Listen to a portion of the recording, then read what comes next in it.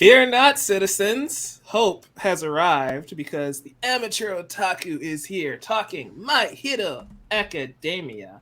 I'm your host for this segment, Present Mike. It's Christmas. It's even more topical than normal. Joining me, of course, is the crew. Brandon, the Scarlet fan. How you doing, man? I'm so excited to talk more MHA. Let's do it. Go beyond. Yeah, it's been a crazy couple of weeks. I don't know if the doc is sleeping right now, but Isaac's here as well. Um, but Jamie, welcome back. It's been a wild ride. It sure has, Mike. It sure has. Thank you for the invitation. Yeah. So, guys, I want to be clear. Jamie is the only anime only for this segment. And so Interesting. I Oh, want really? really, I want to know your thoughts because we left on the cliffhanger a couple weeks ago. You Yep. were distraught with our guy Eraserhead. What were your thoughts on this opening of episode 122, Katsuki Bakugo Rising? Well, I'm like, he's got to have some thick pants. There's got to be some way he saves his quirk.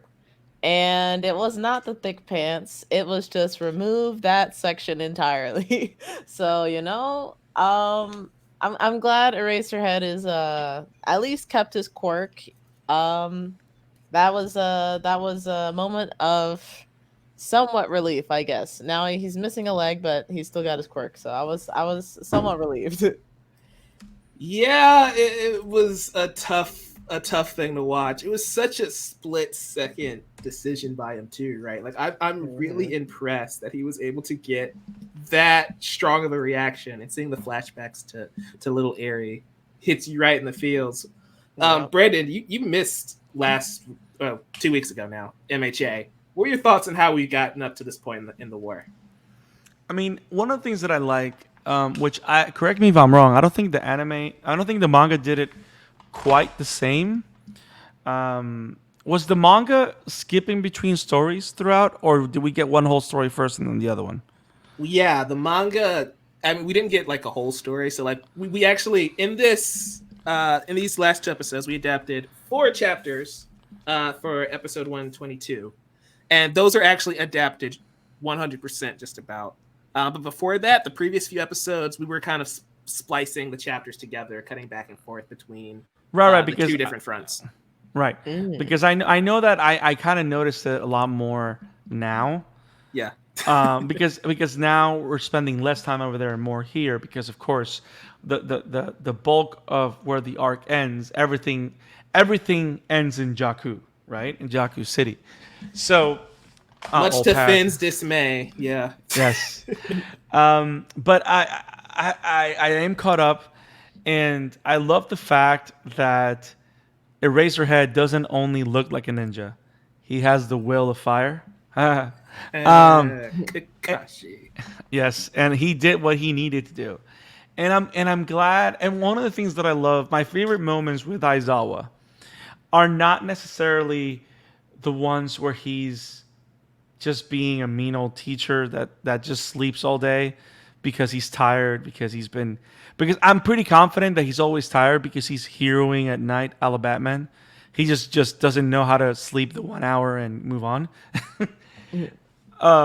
Which it was funny. It's one of those comic book things that I find very interesting. Supposedly, there's a comic book that says that Batman knows a skill where he can rejuvenate eight. He can sleep for not at 1 hour, and he recuperates like if he slept eight, which makes no sense to me. But then again, he's Batman.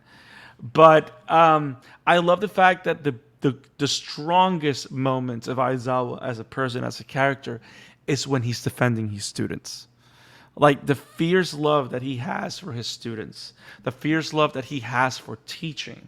Like it makes him such an endearing character. Um, and it kind of reminds me like when Bakugo grows up, he's kind of like gonna be like Aizawa. He's gonna be like a grouch, but with a big heart. You know what I mean? So I love that from Aizawa, and I love that we were able to catch him doing that because when he did it because of the kids, because he can't just abandon them. So he's going to do whatever he can to, you know, be there. So what a great way to present how dedicated he is, what he really thinks about his idiot students, and keyword, right? And but also how strong of a hero he is, and I think it was great. And of course, but more importantly, in this episode more than ever, um, the kids are taking the lead because of what happened to Aizawa. And I also like the kind of like the realization that Aizawa kind of goes into, where he's like, not even Aizawa, who was it? I forgot what character it was, where he talked. Oh, Deadlock, where Deadlock goes like, Rock lock. oh, Rock. You know what? At least I didn't call him Deadshot. I'll also give you this small weird detail in the anime. They can't get his name right. He's either called Rock Lock or Lock Lock, and they never stick to one. It changes from episode to episode. And it's funny. You can say that they are unable to lock into the name. I love how Isaac has been silent the entire time and came back with a very bad pun. Good job, buddy. Nice to have you back. So Braided Lock. So Braided Lock has the realization that's like, what am I saying? I've acknowledged these kids as heroes a long time ago. And that was kind of like, of course, it's not the same thing as if Endeavor says it. but still, it's one of those moments where you're like, okay, bet. Well done. It also makes sense because you got to remember, when was the last time we actually saw Rock Lock in significance? In the overhaul arc. Exactly, right? Yeah. And that's the last time Deku had to go 100% plus ultra. And we get that again. And it's insane. Isaac, like, what are your thoughts on Deku finally stepping up and going against Tomura for what we can finally dub him all for Shiggy now on the anime side of the podcast, right? He's going against all for Shiggy. I still see him as plus ultra Shiggy right now. Plus ultra Shiggy. Isaac, what are your thoughts there? I mean, he has a powerful temper tantrum that he needs to sort of like calm down, or he's going to lose it. Yeah, for sure. This is a crazy first episode, and we just need to address this. The episode's called Katsuki Bakugo Rising, and I want everybody to remember how My Hero Academia, how Horikoshi, the mangaka, titles these books, because we've gotten a Izuki Midoriya Rising, and now we've gotten a Katsuki Bakugo Rising. And each one is very heavy with the character development, right? With all of the character beats. So we get Kacchan in this episode, and we get a lot of flashbacks that we didn't know happened, but I guess they were happening during the previous season, during the Kurogiri stuff. And we see his remorse, and we see he wants to protect his now friend Deku. And Jamie, I want your thoughts. Like, they kind of hid this beat from us, considering it happened a little while ago. What were your thoughts on like seeing Bakugo's backstory, or seeing that development in his character with All Might?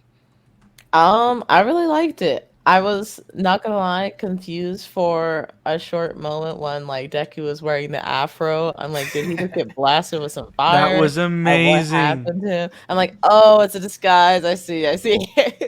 But I really liked that we got to see more scenes where Bakugo is trying to support Deku, especially since in previous seasons, like he wasn't about that at all, and he's like, there's my side and your side, and there's no in between. And so to see that he's like working with All Might to not only, I guess, like calm the troubles that he might have given himself through like his treatment of Deku in the past, but to also see that I think it's making him yep, there it is. I love how this is a tweet from me, guys, from September 2020. Deku has an afro now. I repeat, Izuku has an afro now. Oh my gosh, wow. We call him Motown Izuku. That's pretty good. Two years ago. Finally got that in the anime. Love it. Wow. Okay, interesting. But what was I gonna say? Oh yeah, I like Bakugo's character development and seeing him become not necessarily kinder, but he's showing more and more that he cares and that he is striving to be like the best hero that he can be, regardless of the possible consequences that he faces, which we see at the end of this episode.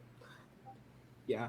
Not just that. I like the moment, the character beats of him saying Deku will protect everyone, even at the cost of his own well being, right? And I love we get to the next episode and he's like, don't try and do this alone. But that's just jumping up a little too far ahead. Brandon, yeah. I'm tossing it back to you. What are your thoughts on Katsuki Bakugo Rising?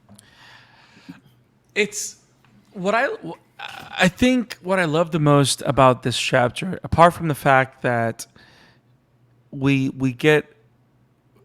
have a quiet moment with Katsuki Bakugo, and I think those are my favorite moments with him, because he's a different person with everybody else. He's somewhat of a different person with Izuku.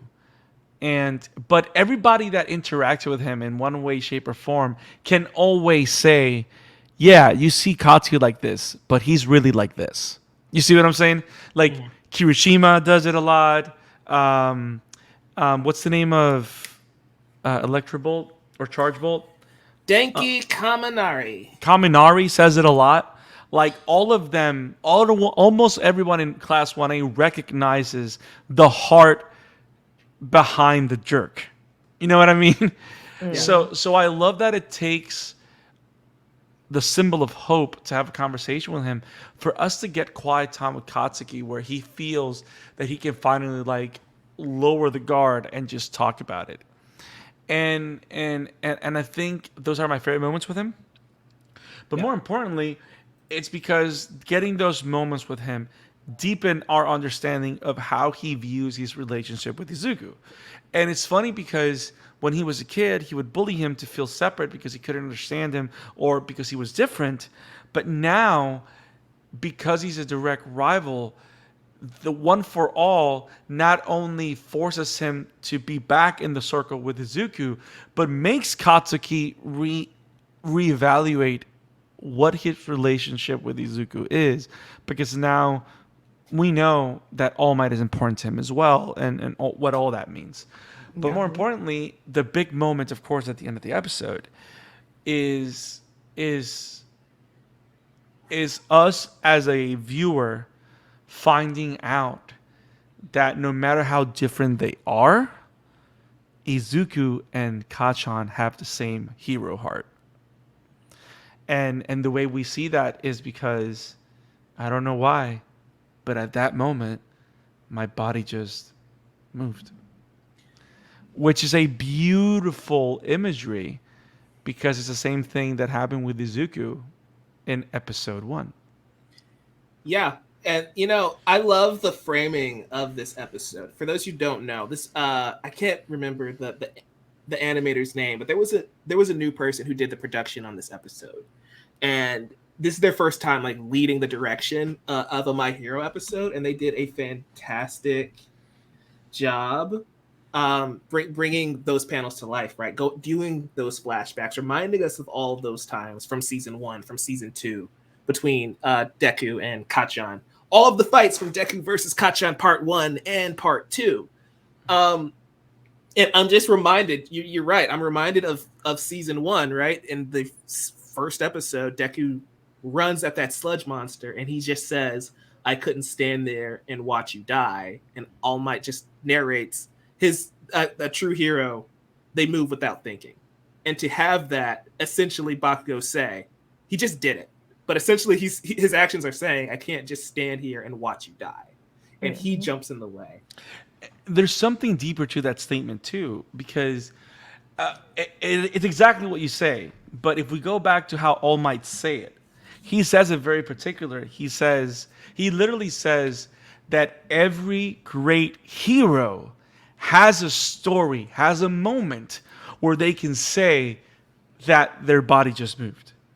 Like, he makes it a point to say that all of us as heroes, especially the biggest heroes, have a moment of something inside of them sparking up to life and just running towards saving someone. And just like one, for example, which is why when I still watch the first two episodes, I've said it this a million times in the pod, I'm not gonna never get tired of saying it. It was one of the reasons why every time I watch the first two episodes of My Hero, I still cry like a little bitch, because it's beautiful and it's emotional and it's amazing. And like watching this moment occur again, but Katsuki getting that moment, it's like a type of graduation in like in My Hero's hero lore. Does that make sense? Yeah. Like for example, another moment was and it's funny because in the episode right after this, you kind of get some type of reassurance is not the word, but you kind of get a type of notice, because when Lita talks about them, it goes back to the whole Stain moment where he had his hero moment of waking up and understanding what being a real hero is, which was not getting revenge for his brother. It was about doing the right thing. Yeah. And I like how that's a theme among these characters, among these young upcoming heroes. It's just fascinating. So, Jamie, we're lucky that we do these every other week, right? We're doing double drops because I don't know what your mindset would have been if we just reviewed this episode by itself, starting with what we did with Eraserhead and then ending with what happens with Bakugo. But like, take us through your thought process of what was going on with Bakugo's character as we get to the end of this episode. See, that was another moment where I was like, guys, come on, like, stop doing this to me. Like, now I immediately was like, okay, I need to make sure I watch next week because this is some craziness. And then I remember because I watched the episode yesterday and I was like, oh yeah, what happened last week? And then it goes to the recap and I was like, oh my god, yeah, that happened last week. So that was another, like, there was just so much to unpack. Not only Bakugo getting like wounded, we don't know if it's morally wounded or not quite yet, but also the fact that like Deku's put into this situation where, you know, he's potentially in peril, and like you're thinking, because Endeavor goes in and like just burns the crap out of out of Shigaraki, and you're like, okay, like, you know, we'll at least get a brief moment of pause, and he just immediately attacks Deku right after that, and I'm like, oh. So it was just very emotional ending there, with just a roller coaster of emotions at that. Yeah, I don't know how I would have felt if we had just talked about that episode alone. Yeah, that would have been bad. I'm glad you mentioned Endeavor though, right? Because going back to the end of season 4, he's fighting the Hayanomu, and how does he beat him? With a Plus-Ultra prominence burn. And it's one of the most hyped fights in the entire series up to that point. Mm-hmm. And he does it again here, and it's animated the same way. It's gorgeous. And it does really nothing, because he just gets right back up, and it's insane. Yep. And that's showing power scaling, like showing how much further Shigaraki is than anything we've seen before. I love the power scaling. And I love that you mentioned that, because now I can go on the other side, because what makes the great job this director did also, and also this particular take on the story, is that it not only just does the power scaling and all that, also it also refocuses the story, right?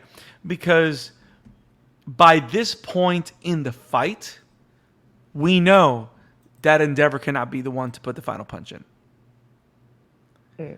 You know what I mean? Like this fight is built because it's between Deku and Shiggy. It's the first delivery on the promise of the end of season 3, where All Might put his hand out and said, "Is your turn." That's in the intro of this show. Yes, it is. So I love the structuring and the layer work on all those things, because like you said, if it would have change the tone of the conversation completely if he was defeated by Endeavor the same way he defeated Inomu. And that's kind of, and that not happening, it also highlights the fact this ain't that Nomu. That's one. And two, the only person that's supposed to take him down is Deku. That's the person. Deku and his amazing friends. Can you imagine having that spinoff? Deku and his amazing friends. Is that not just this show? Or should we say Deku and his amazing visages? Oh yeah, that's gonna take us into the next topic. I want to stick here right quick though, because I love the use of flashbacks, and we get the clip, right? Deku being useless, and then we have the scene of Deku means you can do it, which is something Uraraka says in like episode 4, and to see that come back over 100 episodes later, I just love, and that takes us into episode 123, 123, the ones within us, and What's oh boy. No. we will ad-lib tank the entire show if we don't stop. What needs to happen? Backtracking, we did the thing like we did when Twice was killed, where we put Bakugo in the credits. We changed the credits again. Brandon, you probably missed it because you don't watch the credits every episode. Damn it. But they changed it again, and it's like every time a character dies, they've been changing the credits. And so it's like, why would you do that to Bakugo? Nobody wants to see that. That's not fair. That's me. I know. It made me think of the rumors from like a long, long time ago where people were saying, "Oh, Bakugo's dying," and I'm like, "This must be what they're talking about. Please don't let it be true." Oh, to quote Isaac, laughs in manga. Oh man, but yeah. So the ones within us. This is a doozy, and Brandon, I just want you to take it away. I know this is probably the freshest in your mind because I think you just watched this episode not too long ago. Yes, I did. What are your thoughts on this insane Vestige World battle? I love it. And I love because it shows us the real enemy, but also it shows us the history behind the battle that Deku is now intertwined with. Because, okay, let me put it this way. So for the longest time, we see a hero society, right, that is victorious thanks to the symbol of hope, which is All Might, right? But then the symbol of hope is taken down because he gives up his ability to be a hero by defeating the ultimate symbol of fear.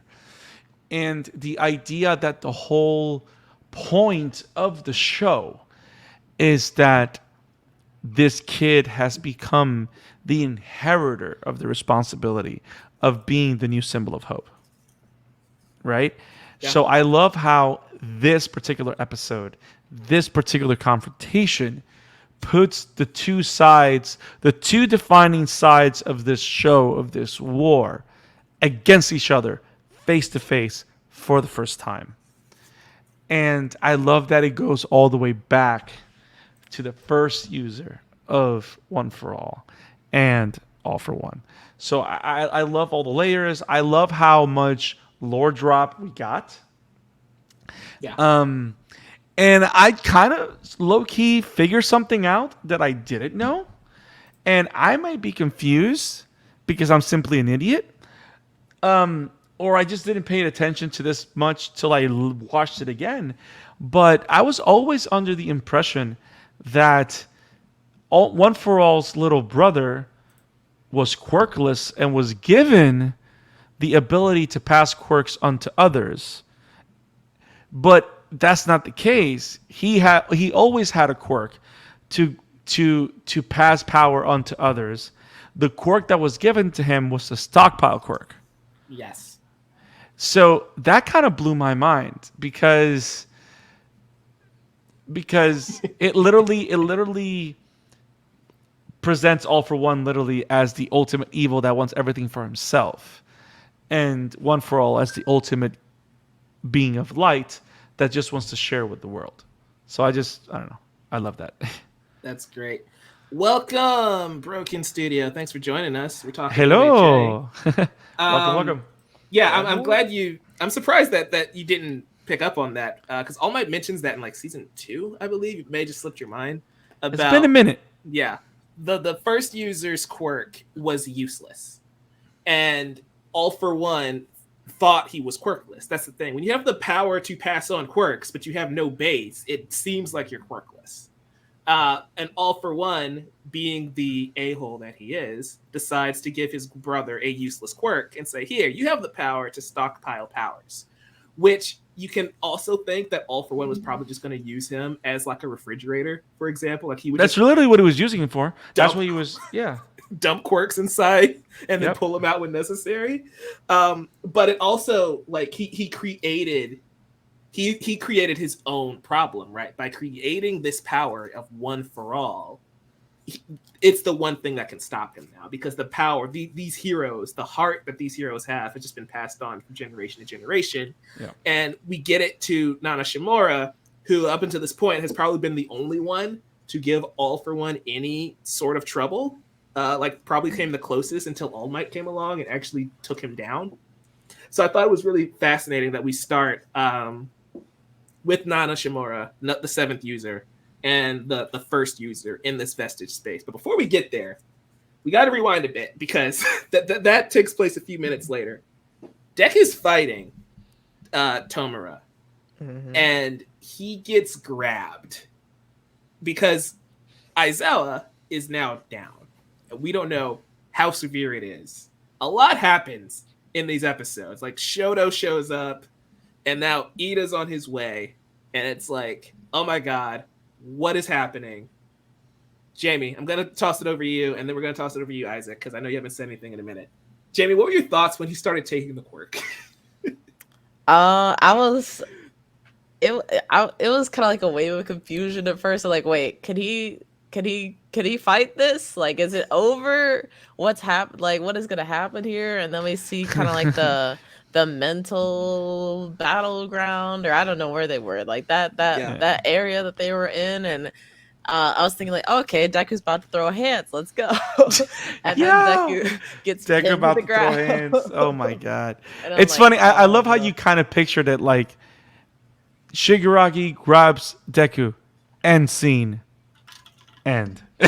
Yeah, like what? I didn't know where it was gonna go after that. So I don't know. I guess I kind of thought when he first got grabbed that maybe just like through the force of sheer will, nothing bad will happen to him because anime. But then we see, like the whole internal battle where we get to see a lot of the predecessors of One for All and All for One, which is really cool, and getting a little bit more on the background of like the first quirk holder for One for All. Yeah. Oh my gosh, it was just like I really wasn't expecting there to be like that moment of almost levity, I want to say, and this whole I guess scene that was going down between Deku and Shigaraki, but I think it was much welcome because it was like everything was pretty intense up until that moment. With like, freaking Bakugo getting stabbed, and then like freaking Eraserhead blowing off his leg, and Endeavor is like burnt out. So I was glad we had that moment just to breathe and get to get a little bit more of a backstory behind like some of these different characters. I love All for One as a villain because he's saying, look, Tomura, a dead person. And it's just like, dude, I know that was kind of funny. It's too funny. Like the Lord of Evil is just so dang entertaining. Like Isaac, I want to toss it over to you. We get sucked into this vestige space, and for the first time, we see All for One and Shigaraki. Like they too have their own vestige realm, and it's connected to Deku's. Like, what was your thought process? I know you've read this like 2 years ago now, but like, what was your thought process getting to this point? It has been 2 years since this arc in the manga. Jesus fucking Christ, time flies. But honestly, the way I look at it is more like their Vestige are interconnecting with each other because he's trying to steal it, or then it's the same quirk. At least that's the way I'm connecting, looking at it, and honestly, it's kind of fitting that you have Shiggy's grandma and All for One being the two that All for One's brother and Shiggy's grandmother being the one that stands behind Deku, and well, All for One being there, all things considered, for Shiggy's side. Yeah, gotta love Mama Shimura Mhm. coming in to help our boy. And Horikoshi has a type he prefers with women, hasn't he? I see. It's not the first time he has drawn women this big. That's one way to put it. Yeah, so I love everything that I happens mean, here. we all love some watermelon crushing at times. So Jeez. who can blame him? Hashtag thighs save lives. This is very Yep, true. they sure do. They sure do. Mirko has already proven such a fact. Yor proves it later on in this episode, but I digress. Mhm. We get a lot of exposition in this episode. And Mhm. on one hand, that's kind of frustrating. On the other, after all of the action in the previous episodes, it's like you said, Jamie, it's much needed. It's a much needed break. Yeah. Even though the stakes are still high because Deku's in the midst of getting his quirk stolen the entire time. Yeah. I love that we at least get a breather. Just so everybody's aware, the previous episode, Katsuki Bakugo Rising, adapted 4 manga chapters 282 through 285. This episode adapted 3 chapters, so it was slightly shorter as far as adaptations go, but it also had more dialogue and less fights. So I thought that was interesting. Brandon, I want your thoughts on the movie My Hero Academia Heroes Rising. Because a similar situation happens that I think a lot of people missed from that movie. Jamie, I don't know if you saw it, but in that movie, Nine, the villain, tries to steal Deku's quirk, and he says, "Something's not letting me take it. He has more than one quirk." And with hindsight, we now realize that it was these two probably preventing that from happening. Which I think it's an awesome little nod there. Brandon, what are your thoughts on that aspect, like that callback coming from Heroes Rising? First of all, you just blew my mind because I haven't thought about it. I remember I remember thinking about that the first time, like, what? Too big? Too many? What? Like, I remember, and I think I already knew that he had more than one quirk at that point. But I remember when it happened in Heroes Rising, I think I wasn't the only one, like you mentioned, that was like, wait, what? Like, it was awesome. It was great. And also I like the idea of not only because I love the fact that happened, and the fact that it does happen again, because we do find out at the end of the visit to the Upside Down that because Plus-Ultra Shiggy is incomplete, he doesn't have enough strength to take it. Yeah. His body's not able to take it. And it also goes back to the comments that Izuku makes. I think he makes them 2 episodes ago, where he talks about how Plus-Ultra Shiggy's body is similar to him in the beginning. That he has too much power that his body cannot handle. So that's how. So I love the direct comparisons that they have between these two characters, because these two characters, of course, are the extension to the One for All and All for One mythos, kind of. It's also very Legend of Zelda for some reason. Right? Hey, you've never played a game. What are you talking about? But remember, How would you know? I told you I know the lore. Literally the same villain. And Isaac kicked him out because he's never played The Legend of Zelda. That is okay. So the idea that you have the same villain or the same type of representation of the light and dark side coming back through millennia to generation, I like the depth of the story, because I think the best stories are not only those that concentrate on developing the main character, but also positioning the main character in a way that he does have a significance in the world beyond just living his own story. Does that make sense? And it's not till this point, in my opinion, that Deku is now seen as a chosen generational hero, not just the kid that got his power from All Might. Does that make sense? Mm-hmm. Like, we never got that sense before. We got a little bit as we started noticing about the vestiges and stuff like that, but it's solidified here because you hear On For All say, "This is why we chose him. This is why we're gonna stand behind him." And it's like Izuku needed that, and now we can view Izuku as the hero that's needed, not just as the chosen one that All Might chose, because he decided to try and beat the goo monster. Which, again, I'm not taking away from that moment. I will never. Again, I still cry there. It's just the whole, It's what All Might saw in Deku that day. They're just echoing that same sentiment. Correct. And that goes back to what Sir Night-Eye saw in Lemillion, right? He's like, he should have been the one to get that power because he's strong, he's this and he's that.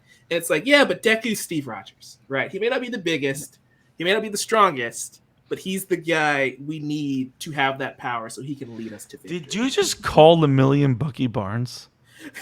I mean, more like that douche in the beginning of the first Avenger that's hitting on Peggy. But, Damn. Lemillion. Oh, the douche that ends up getting saved by Steve while he's trapped in a Hydra prison? Yeah. That douche? Okay. So, for everybody to know, Lemillion is one of my favorite characters in this series. This is not a diss on him as a character. That's just the role he serves. He's the jobber for Deku, right? He comes in, he's awesome, he loses his power to prop up Deku. That's what happens to Lemillion. But my point is, the vestiges are just echoing why All Might chose Izuku over some of these other characters that we meet, because he does have that will of fire, right? That same will of fire that makes Shoto sprint after Bakugo and Deku. That same will of fire that Ida is using as he makes his way down here, even though he can't fly, and he knows the second he gets there, there is a high possibility he gets dusted because he can't fly. So it's like, yeah, that is why they chose Midoriya, and I think that's so great. But also, I love All For One as an antagonist saying, this kid is useless. And again, harkens back to what Deku actually means. Deku means useless, which is why Bakugo always called him Deku. And we still get that moment of, yeah, but Deku also means you can do it. And then he just slowly stands up, right, in the vestige world where he can't move. You can't talk. He can't talk, Mm-hmm. and he does the thing, and it's so great. This battle is going to start turning as we get further down the line. I don't know if anybody saw the preview for next week's episode, but don't watch it. I don't think I did, so I think I'm good. Good. I'm glad you didn't. Do not watch the preview for next week's episode. They just spoiled the whole dang thing. Oh, dang. Not ideal. Isaac, are you awake, sir? I'm never awake, so what's up? He's never awake. Okay. So I want to know your thoughts, views, and opinions, since I know you've been kind of busy, on everything that has transpired so far. We have one of your favorite characters, Aizawa, who gets his face just dug into, that was terrifying. We also had one of Horikoshi's best horror manga panels adapted in these episodes, where we have like Shigaraki's face cracked open and you see All for One smile on the inside. I want your thoughts on this as an anime adaptation, Isaac, because there's been a lot of discourse about how Bones has adapted these last couple episodes. Oh, I yeah. mean, yeah, it's sort of like, how should I put it? Do I think it is as bad as some argue that it is in animation? Fuck no.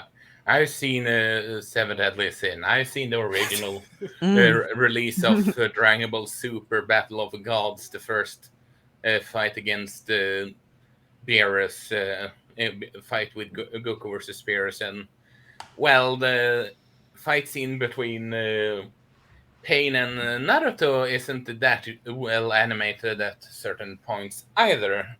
Hey, that's a stylistic choice, not a bad animation choice. Yeah. Keep telling It actually you is. I have to agree with Mike.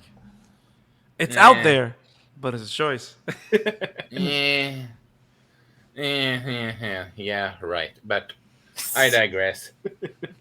But if you look at it from the perspective of going back to, I've watched Mob Psych 100, or let us say the Bleach, the last two episodes, that we had some insane moments in an entire next to an entire episodes. I can see where people are coming up when these scenes in particular, that is a big fight scenes with him against Shigaraki, especially the personal with Deku and Shiggy, lacks a bit of oomph, so to speak.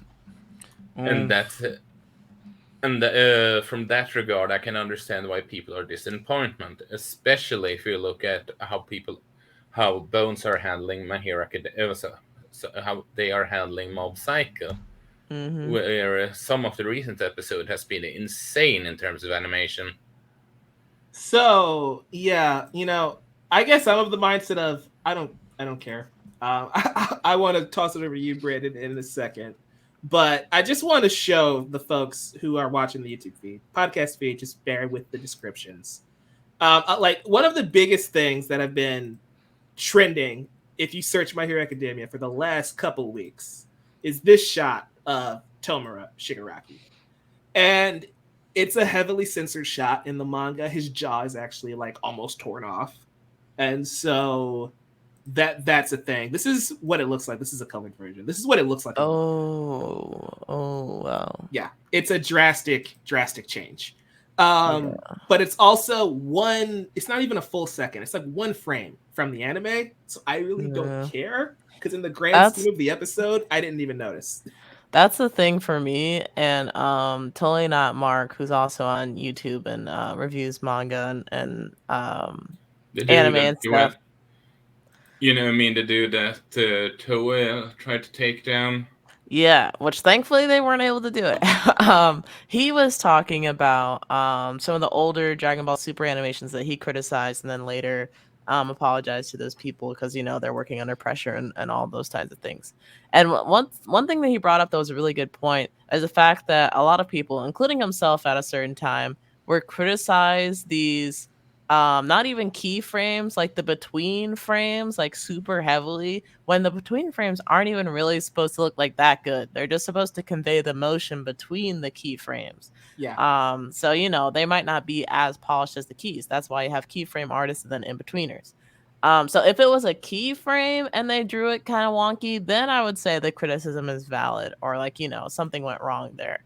But if it's an in-between, or it lasted only like a second, or like only one frame, I'm like, give it a break, man. Nobody is watching these things. Well, most people don't watch things frame by frame. Right. Brandon, you're the other manga reader in this conversation. Did you even notice? Did you know that this was a thing on the internet? I did. For me to tell you that I didn't care is not necessarily true. I do kind of care. Look, I agree with Jamie, and it makes all the sense in the world. The whole keyframe and stuff like that makes all the sense in the world, because we see it in comics, we see it in manga all the time, right? But the thing about the keyframes is that they're not just they're keyframes because they're meant to retain the weight of the emotion and the stake of what's happening. Mm-hmm. In between shots don't have that. The keyframes have that, right? And it goes back to that one keyframe where Deku pulls Shigi with black, what is it? Black Whip. Black Whip, and then does a kick smash, and it looks like a very powerful, decent explosion in the manga, but it kind of looks bland on the anime. Because that's one of the biggest moments. Because first of all, it's the first encounter, that's a big hit, and two, it's him delivering one of his first smashes to the big villain. Mm-hmm. That should have. Do I agree with the idea that maybe it would have been nice to see it with more care? Yes.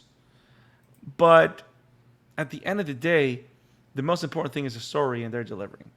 So to me, it's like one of those things that I forgive, and they have reason because the key moments and the key story beats, they're all there. They're not ignoring them. There's one particular beat that Mike knows. I was very angry, and I texted him about it. And he reminded me, no, Brandon, it should happen soon. And I'm like, okay. He was livid, guys, about a specific moment, and we'll talk about it when it comes. But it's like, yeah, that's like 2 episodes from now. We'll get there. So, but if it doesn't happen, Oh. it's gonna be a problem. Yeah. But yeah, I think I care maybe a little bit more than you do.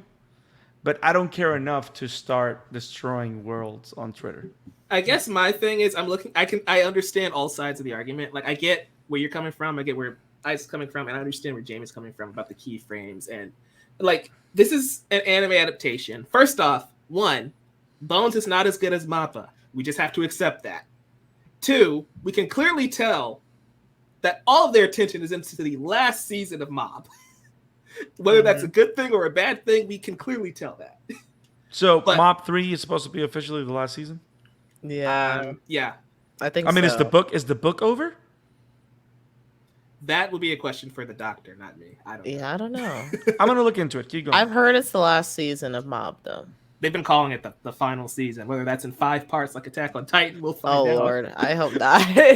But like, I would love more Mob, but don't tease me with the final season stuff. Yeah. So it's like, I'm not making excuses, but these are just all things that I'm keeping in mind. But also, these frames that everybody's kind of caught up on are manga panels. And in manga, they are not animating the entire fight. That smash that Deku lands that looks kind of wonky is his 3rd or 4th hit on Shigaraki. That's not his first hit on Shigaraki. The first hit is 1-for-1 from the manga. It's when he does the St. Louis smash and he kicks him. When he starts doing like the Delaware punches, that's like his 3rd or 4th hit. And I feel like that does look cooler in the manga. Horikoshi's one of the best mangaka, one of the best artists out there. It's always going to look better in the manga. But I feel like those hits are weaker to also show that Deku's giving it everything he's got and Shigaraki's taking it. I feel like that's kind of the point, right? Is that Deku, we even have the moments of if he breaks his arms 2 or 3 more times, he's never going to be able to use them again. They do that flashback. After they go back to like the real world and he like Shigaraki fails to take his quirk, I noticed both his arms were messed up and I'm like, oh my god, can he use his arms anymore? Right. So that was another thing I was panicking about. Yeah, so I feel like they're doing all that to convey, and they probably even they didn't make those shots as dynamic as they probably could have to also be like, yeah, Deku's giving 100% and it's doing nothing. It's not doing anything. And I feel like that's kind of the point. It looks cooler in the manga. I'm not saying it doesn't, but I feel like that's kind of like the narrative point of Deku's blasts aren't powerful. They're not All Might smashes because they're not doing anything to this villain. So, side note, yeah, Mob Psycho started in 2012 and the manga ended in 2017. So it is officially over, and it has been for years. So yes, this is probably going to be the final season because the story is over. And they took a huge break between the second season and the third, so Like almost 3 years, right? yeah, it was a Yeah. long time. And season 2 was so good. It was. Oh my gosh. I guess we got to talk mob. Keep going, Mike. Keep going. Please, I would love that. Yeah, so we got to maybe we could just make mob a topic of the show one of these days, just so we can kind of do an update check-in on the final season of Mob. That'd be But yeah, so this shot here for the folks listening is Deku landing the first hit on Shigaraki. I thought they did pretty well. It's the subsequent punches that weren't ideal, but you know, I take it and leave it. We've got to talk about Ochako and Himiko Toga though, because that's something we haven't touched on, and it's the first time we cut away from either of these war fronts to a new event, a new occurrence, right? Because we had the hospital raid, and then we had the forest raid, but this is like that weird in between ground where Gigantomachia is still rampaging no matter what Midnight, Kirishima, Ashido, and Yayorozu wanted. He's still rampaging. Uraraka runs into Himiko Toga, and Toga wants to know what Uraraka would do to her in a very suggestive manner. Isaac, I know you had a chuckle at that. But I thought this was a fascinating turn of events. Just seeing we're head on confronting the idea of a hero and what it means to be a hero in this world, right? If the heroes kill, are they heroes? Or is protecting your friends what makes you heroic, which is exactly what Twice did. And like, Jamie, what's your thoughts on like this philosophical question? Even though Toga poses it kind of weird to Uraraka, it's like, yeah, what makes a hero? What constitutes a hero? I thought that was interesting, and I want your thoughts on it. I really like the question that's being posed. I just hope that Toga is able to communicate her thoughts a bit more clearly in the next episode, because it just kind of I'm kind of on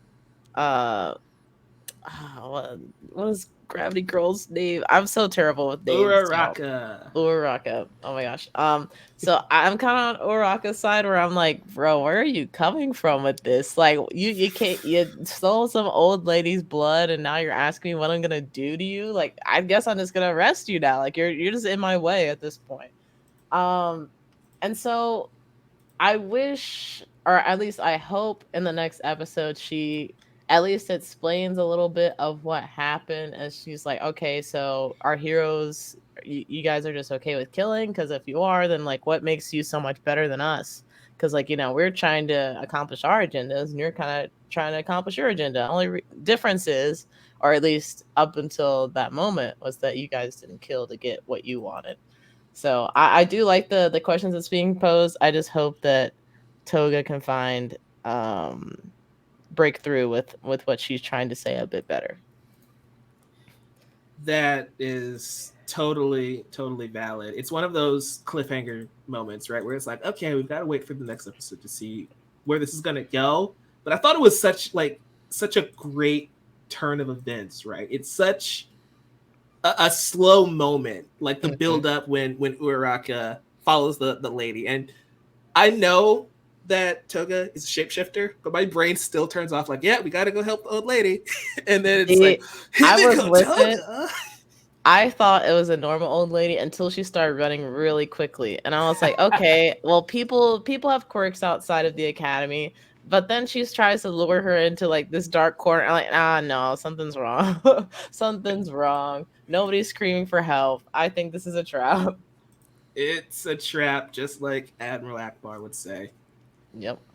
So, yeah, I think this might be like, out of everything that's happened in the 2 episodes, 1, I probably am just starved for Uraraka content, so I'm just taking what I can get. But 2, I just think this is a really interesting turn of events, because what does it mean to be a hero? And going back to Uraraka as a character, we all know that she joined UA for money, right? She doesn't have the I want to save people motivation like Deku or anything like that. She joined UA because she wants to make money to help her family, which in its own way could be kind of heroic, but she's still one of the more selfish characters, at least at the start. So it's going to be interesting to see her response here. Isaac, what are your thoughts on Uraraka versus Toga? I mean, they should have ended that episode in a much better position, because if someone watches goes in and there without context, that would be embarrassing. But I digress. Maybe that's sorry. why they did it. It's like, oh my gosh, I can't believe it. But I mean, you know that's not the final shot of the episode, right? Yeah, I know. The final shot he cared about. No, not even that. Thought in my I'm just heart. tired. I'm just tired. Give me a break. Kick up bar? What? Don't worry about it. Yeah. But yeah. I lost my train of thought here. Okay, well, we'll circle back if you want us to. Brandon, thoughts on Himiko versus Uraraka? First of all, Isaac, I apologize. That was my fault. So, I agree with Jamie with everything. What I kind of find interesting of the way the argument is presented is because it's being presented through Uraraka, and because it's being presented through not through Uraraka. It's being presented through Toga, and because it's being presented through Toga, I think that the lack of depth or explanation is part of the point, because Himiko Toga is kind of like the Joker, kind of. She's that kind of twisted reality, sane person that's still insane. Like, she's sane within her own world that's messed up, where everything that she knows and feels that it's good and warm are actually deadly and horrible stuff. You know what I mean? Especially the fact that she just killed this woman so she can make a point. You know what I mean? So she can use her because she needed to make a point and ask a question. So I like the fact that the even people as demented and terrible as Himiko Toga, or at least how most people will see her, can still ask herself these questions that are valid in the world that they live in. So I like the fact that it's done from that angle. So like, even if we don't get a more deepened response, I still feel it's a deep conversation to have, because not only do you have two people from each side of the argument, but you have two very particular people from each side of the argument. Mm-hmm. You have someone that's is like the most normal person that would ever exist, because someone that looked at hero society or being a hero as a job. And then you have this other person that finds hero society to be crazy, but they're also crazy, and she's still trying to make sense of it in her own way, because you and I both know, even if Ochako gives Toga the most deep response, she's still gonna see it from her worldview. Mm-hmm. It's never gonna be in the same worldview as Ochako-san. So yeah, Uravity is in a tight position here. Wow. It'll be interesting to see what she does, what her response is. It'll also be fascinating to see what Ida does. I love how this episode in particular kind of focused up to the original trio, right? When Deku first joins UA, our main characters are Izuku Midoriya, Ochako Uraraka, and Tenya Ida. So I love how each of them gets a chance to shine in this episode, and hopefully that bleeds into the next one, and we get to see what those three do, because we've been focusing on the new trio of Bakugo, Shoto, and Deku for a while. It's kind of nice to get the OGs back a little bit. Yeah. Yeah. True. Isaac, did your thought come back? No, unfortunately not. But look back at the picture of the position. It might come back. Fuck off. Language. Sorry. No, I think you guys pretty much sums it all up. Awesome. Is there anything else you guys want to say about these two packed episodes of MHA? Well, on the gaming front, I'm surprised nobody mentioned that Deku is now in Fortnite. Guys. Yeah, I I can't No wait know to you're comment. squad hyped for up. that. I can't wait to squad up with Naruto and Son Goku and snipe John Wick. Yep. This game is so weird. Deku's joined the fray. That's fun. I wonder if there's gonna get any more characters. I saw the All Might axe, which I think is Yeah. great. That would be fun. That would be cool. I would like that. At this point, like when anime characters got into Fortnite, at first I was upset, but now I feel like if you're really big, you're in Fortnite. So I'm just waiting. I'm just waiting for everybody to get in there. We will wait for Luffy one day. One day. He'll break Hey. the game though. I don't know. Hey, the only way that Luffy's included into Fortnite is whenever Fortnite becomes peak gaming. Get it? Peak Yeah. fiction. Yeah, we get it. I'm sorry, that was bad. Boo this man. Boo. And you know what? I'm gonna do it myself this time. And Brandon has deleted himself from the stream. Guys, if you enjoyed this conversation on Boku no Hero Academia episodes This stream 122 is just a mess. and As per 123, usually. make sure you give us a like and subscribe so you don't miss a diggity dang thing. Guys, it's been a blast talking MHA. If you're watching the recorded version of this on the YouTube channel, yeah, just wait for the Spy Family video to drop. Or here's a fun thing: watch the live streams. Join us every single Sunday. You can find us in your podcast feed, Google Podcasts, Apple Podcasts, Spotify, and here on YouTube Live every Sunday. YouTube.com/The Amateur Otaku. Go beyond. Plus Shiggy. Ultra.